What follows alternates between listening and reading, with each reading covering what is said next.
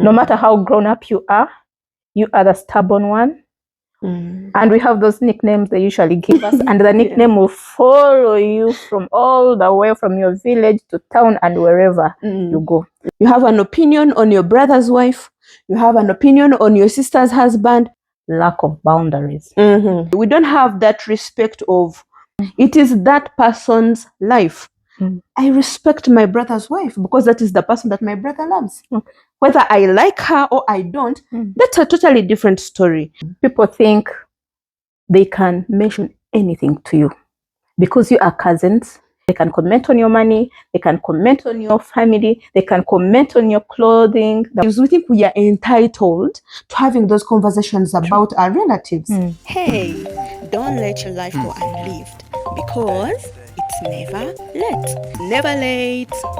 Hi, how are you doing? How is the new year going? I am Jamie. I am excited to be here. Welcome to my channel. Today's conversation is one I am so excited to talk about, and what better way to do it than have it with my sister. So I have an amazing guest. One of my sisters, and we are having this conversation today.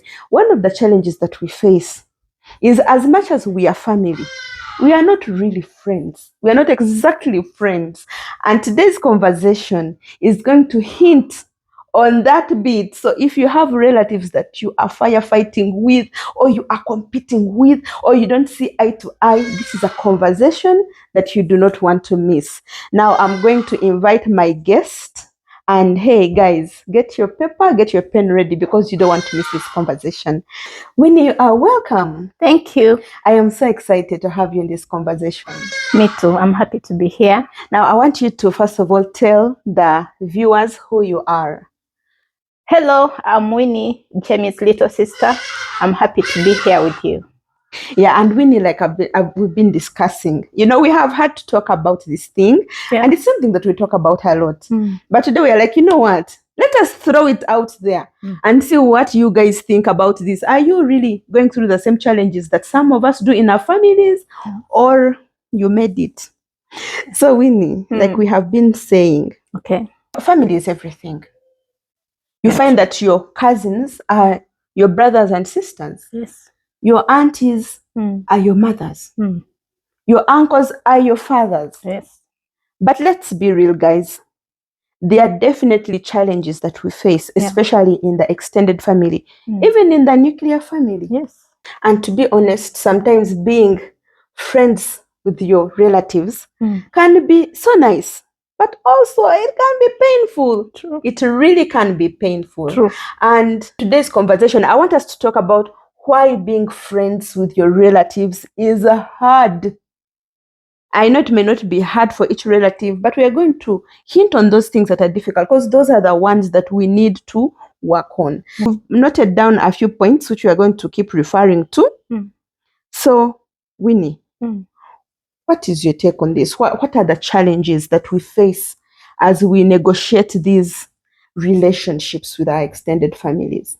I want to talk about lack of boundaries. Yeah. Jamie, when it comes to our relatives, people think they can mention anything to you because you are cousins, your sisters, your brothers. Think they can mention anything to you. They can comment anything. They can comment on your money. They can comment on your family. They can comment on your clothing, the way you dress up, the way you take yourself. And I think which is not right sometimes. Yeah. And that shows lack of boundaries, sincerely. You find, guys, and we're going to talk about this, Wyn I, and I hope it helps someone out there. Now, when it comes to say marriage, you are an in-law to someone as much as you also have in-laws. So you find we really have an opinion on who our relatives marry. You have an opinion on your brother's wife. You have an opinion on your sister's husband. You have an opinion on your uncle's wife. Like, we don't have that boundary. We don't have that respect of, this is my brother-in-law. I mean, I respect my sister's choice. Whether you like it or you don't like it, it's a different thing. But respect it. It is that person's life. I respect my brother's wife because that is the person that my brother loves. Whether I like her or I don't, that's a totally different story. And I mean, because we are relatives, we think we are entitled to having those conversations about our relatives. True. You need to know that this is my life. I live it like this, and this is so and so's life, and they choose to live it the way they do, and respect that. Unless you see they are straying and you want to give guidance, but otherwise, can we have healthy boundaries? True. Yeah. So hey, relatives, we need to have boundaries. Yeah. So Jamie, I want us to look at the second point, the financial expectations. And here we look at our relatives look up to us for everything. And this is a big one. And they think because you have something, you are to help them out. You are to support them. And we have those relatives who will call you when children are going to school. Hey, Jamie, school fees. I have a patient. They need money. And I think we need to look at this because sometimes you may be having and help them out, but they shouldn't think every time they call, you are to help them, because even you yourself, you have your personal needs that you need to settle. Yeah. So Jamie, what do you say about this? There are ways that you can support one another that is not money. It's not like everything rotates around money. Sometimes what I need is advice from you. Yeah, true. And so we shouldn't be creating such an expectation because your rich uncle in the city is rich, so you think they should be taking care of you. I mean, as individuals, we have responsibility towards our lives. And especially when you're no longer dependent, you're no longer a child, you're an adult. You're probably out of school. You probably have a family of your own. Why are you looking at your rich uncle to sort the problems in your house? They could support you, yes. Yeah. But what are you doing, you as an individual, to make sure that you get out of that situation?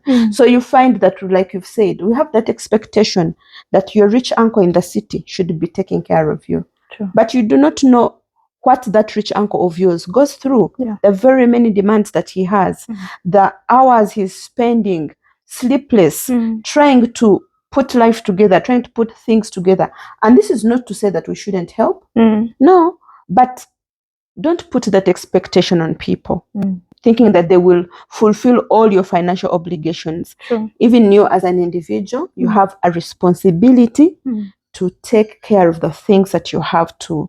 And again, to stop looking at your relatives like money sources. It's only when you need money that you're calling them. It's only when you need help you're calling them. So those days that you didn't need help, those days when your life was going right, do you ever know what they were going through? Do you know what their children are going through?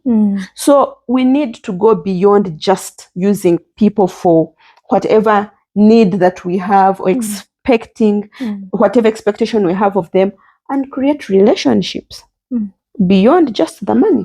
Okay. Yeah. Yeah. Thank you, Jamie. Thank you. That is well said. And I wanted us to look at our third point: gossip and information leakage. Yeah. In my language, we call it orugambo.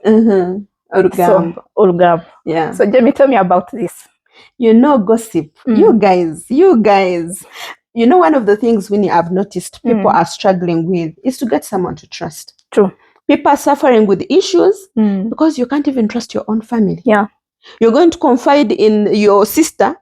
Before you know it, your auntie knows about it. Your grandfather knows about it. The neighbor in the village knows about it. It's like we cannot confide in the people that are closest to us. Yeah, true. We cannot. We are the same ones betraying our very own. Yeah. So people are struggling with issues. They cannot speak to anybody because they don't know who to trust. True. And yet family should be the very first place that you go to. When you're stressed, even if you're going through marital challenges, family should be the first thing that you're going to. Yeah.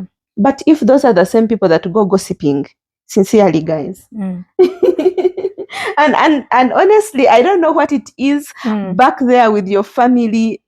Are they people you confide in and it stays with the people, or it becomes a family issue? Tell us in the comments. How is your experience when it comes to confiding in family members? Yeah, tell me, what have you had any experience where a family has let you down on such an issue? Yeah.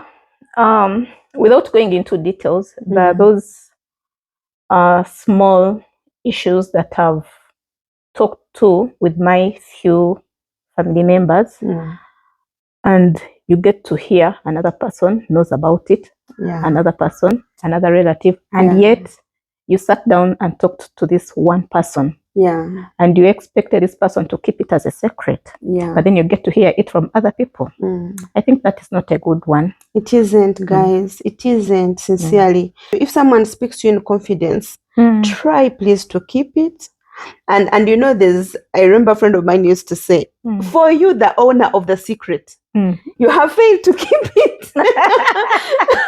You failed to keep it. You expect me to be the one to keep it for you.